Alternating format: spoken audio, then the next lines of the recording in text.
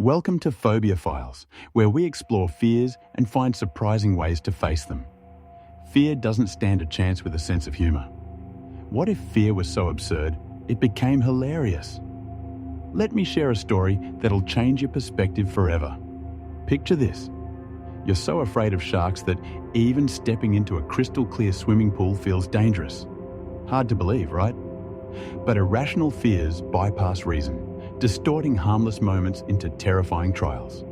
Take Eamon as an example. She wasn't born with a fear of sharks.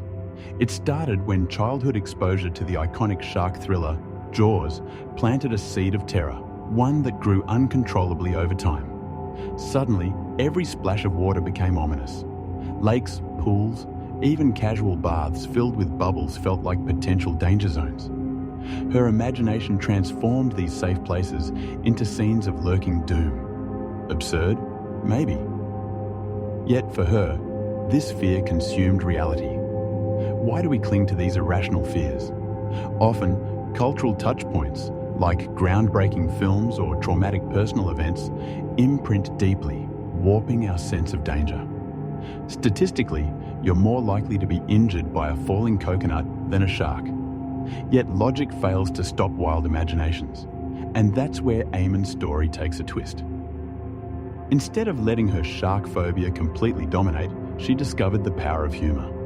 Laughing at fear might sound strange. How can humor undermine something so emotional? Yet, humor became her secret weapon to strip fear of its intimidating grip. Ready to explore her unconventional but effective journey? What's your guess on how humor can make a tangible difference? Using laughter to combat fear isn't just quirky, it's backed by science. Study after study reveals how naming fears, even exaggerating them, reduces the mental grip they hold. For Eamon, making jokes about sharks in her bathtub was less about minimizing her struggle and more about creating a vital emotional distance. Fear thrives when drenched in seriousness. Humor is the antidote that can break that tension. Although she tried meditation and therapeutic methods, it was jokes about everyday objects resembling shark fins that worked best. The result? Her fears, while still present, were no longer paralyzing. By reframing this fear through humor, Eamon found a way to own her narrative. Have you ever turned to humor to cope with a tough moment? Share your story below.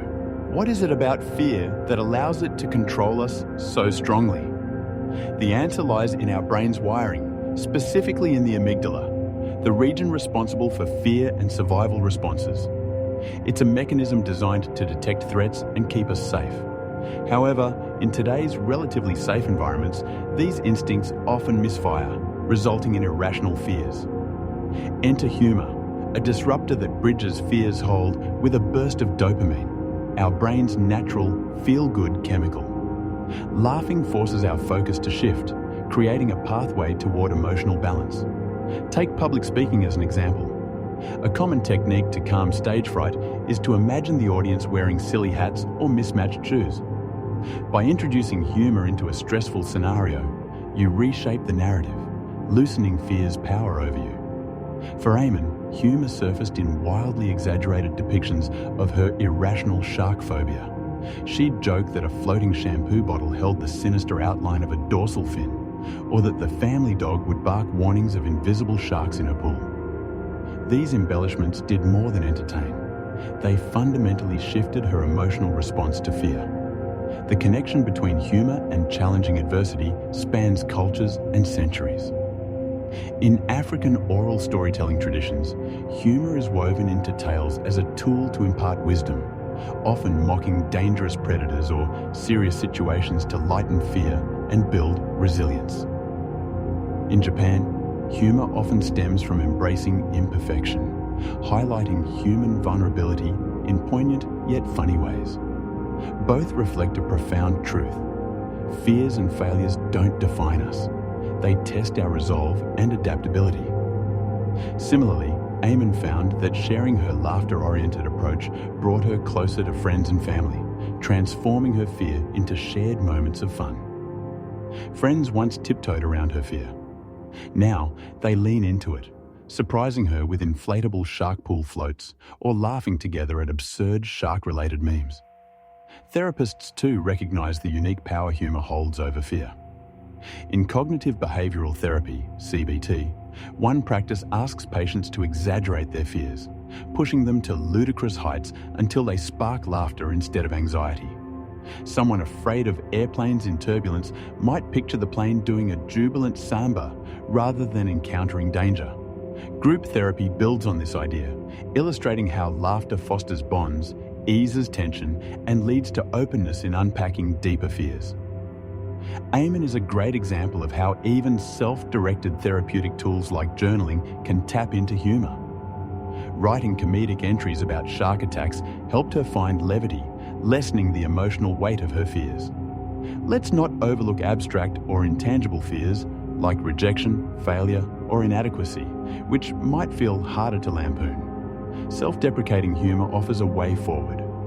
By making fun of your fears in good humor, you reclaim control over the narrative while showing it's okay to stumble. Across the globe, similar lessons bear out. Societies and individuals alike consistently find strength in acknowledging flaws and then reframing them as opportunities for resilience. In Eamon's case, humor turned a lifelong chain of irrational fears into manageable hurdles. While she admits her dread of sharks hasn't evaporated entirely, the overwhelming grip it held has been reduced to something laughably small. Her story isn't just unique, it's a testament to human adaptability. Fear, when met with creativity and courage, becomes softer, malleable, and often transformative. How might you reframe your fears to make them less daunting? How can you apply humor to your fears? Start by identifying what scares you. Write it all down, even the smallest irrational bits. Then, enhance it with absurd exaggerations. Afraid of heights? Picture balconies turning into trampoline launch pads. Dread spiders? Consider them doing synchronized dances with tiny top hats. By exaggerating, you redefine the context of fear. The goal isn't to dismiss the validity of fears, but to gain authority over how you emotionally process them. Support systems are invaluable as well. Eamon leaned on her friends, who cleverly gamified her fear rather than denying it. They incorporated humor during pool days, bringing inflatable shark floaties as companions or creating funny shark playlists. Together, they reframed the fear from looming dread into quirky experiences, underscoring how social laughter mitigates tension. Facts don't hurt either. Realizing that vending machines claim more lives yearly than sharks flips the narrative on its head, and pairing hard truths with humor creates a winning combination for brain rewiring. Life regularly throws us unforeseen challenges, offering opportunities to inject humor into situations. Emergency service providers often use humor to manage tension and foster clarity during crises. It's not about downplaying the seriousness, but about making space for effective thinking. Everyday fears work similarly.